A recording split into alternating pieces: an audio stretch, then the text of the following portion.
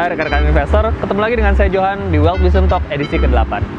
Di masa pandemi seperti sekarang, penting buat kita untuk bisa menjaga kesehatan badan agar tetap fit. Tapi ingat, nggak cuma kesehatan badan loh yang perlu dijaga, tapi kesehatan finansial juga. Terutama di masa PSBB seperti sekarang, pasti banyak pengeluaran-pengeluaran yang sulit untuk kita kontrol. Nah, di episode kali ini, saya akan ditemani oleh Abraham Ara, Head of Intermediary and Institutional Business dari Eastspring Investments Indonesia. Sebentar ya, saya telepon, sudah ada di mana dia?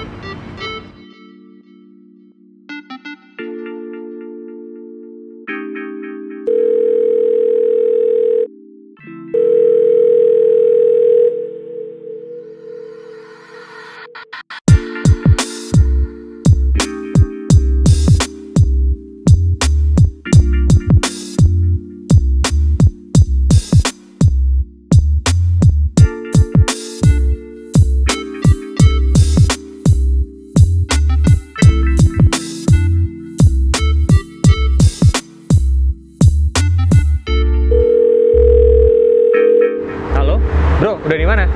Gua baru aja keluar dari MRT. Oke, ketemu tempat biasa ya? Oke, siap.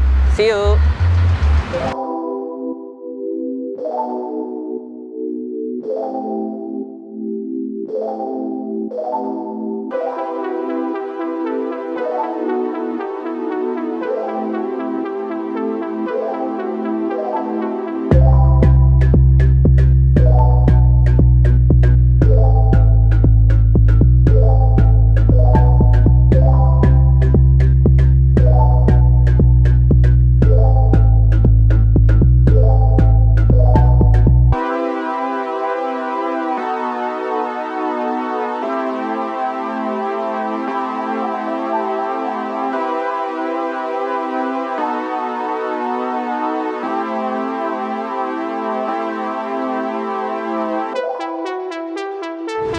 Hey bro, Yes bro. Ice coffee, dingin. Thank you. Gimana? Lumayan ya kita sepedaan ke sini. Yo, lagi pandemi gini ya, paling nggak kita sehat lah ya, jaga badan pakai sepedahan. Betul. Ya, enggak, bro. Nah, ngomong-ngomong soal pandemi nih, gimana kondisi keuangan? Waduh, ya emang sih, emang agak tough ngelihat keadaan pasar kayak gini kan ya. Tapi ya kita nggak perlu sampai sesedih itu juga ya. Ya paling nggak kita bisa menyiasati dengan beberapa strategi juga. Salah satunya ya kan kita jaga badan, melakukan health check up. Kalau keuangan kita juga bisa melakukan dengan namanya financial check up. Apalagi lagi masa kayak gini itu harus lebih sering tuh ngelakuinnya bro, gitu. Jadi nggak boleh lupa. Iya sih, tapi kondisi apa sih yang bisa pengaruhin kondisi finansial kita? Nah, oke, ada beberapa faktor nih. Yang pertama, seberapa sering kita melakukan nih financial check up. Katanya sih menurut teori 3 bulan sekali. Tapi kalau lagi masa pandemi kayak gini, saya saranin sebulan sekali. Apalagi bertemu sama rekan-rekan dari Bank Permata itu kan udah punya license menjadi financial planner. Karena itu bisa lebih sering tuh ngobrol tuh tentang keadaan keuangannya. Kedua, kalau kita cek juga ada pengeluaran mendadak nggak yang besar yang keluar juga. Ya kayak lagi masa pandemi ini contohnya aja nih, anak sekolah kan sekarang di rumah nih. Yang internetnya tadi kecepatannya pelan karena anak sekolah, saya juga butuh pakai internet untuk meeting. Ya mau nggak mau kecepatan internet harus ditambah. Wah, itu ada pengeluaran dadakan juga. Belum lagi tiba-tiba misalnya nih istri toto hamil untuk anak ketiga. Itu ada pengeluaran tambahan juga tuh. Nah itu udah sesuai belum sama selama ini kita udah ngatur keuangannya. Itu tentang pengeluaran. Ketiga faktornya adalah pemasukan. Itu juga sama. Kalau kita punya dapat rezeki, pemasukan tambahan, misalnya nih kantor kita kasih bonus mendadak gitu karena kinerjanya bagus, juga sama. Itu mungkin bisa ditabung lebih tuh untuk financial planning ke depannya gitu, bro. Berarti memang financial check up itu penting banget ya? Betul, sangat penting.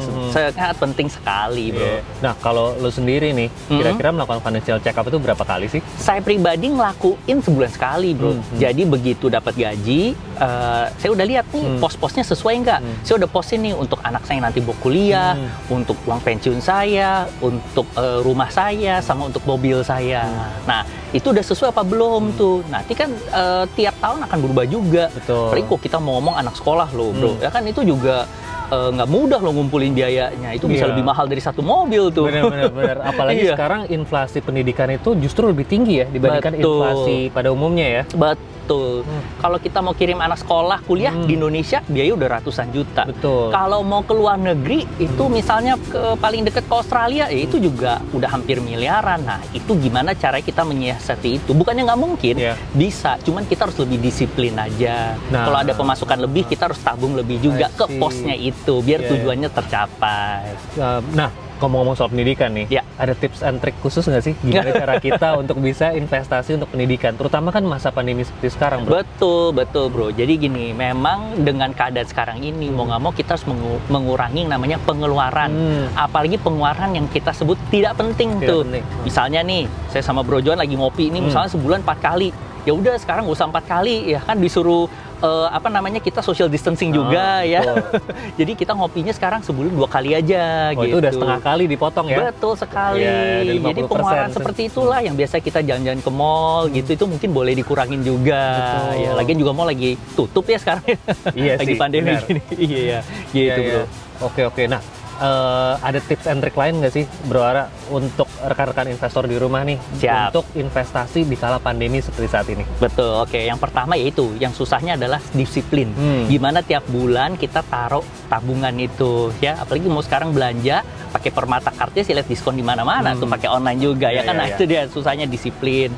Kedua, mengurangi pengeluaran itu juga susah loh, nggak gampang juga loh bro. Jadi itu gimana cara kita bisa disiplin, kita kurangin tuh, kita lihat lagi mana yang nggak penting pengeluaran.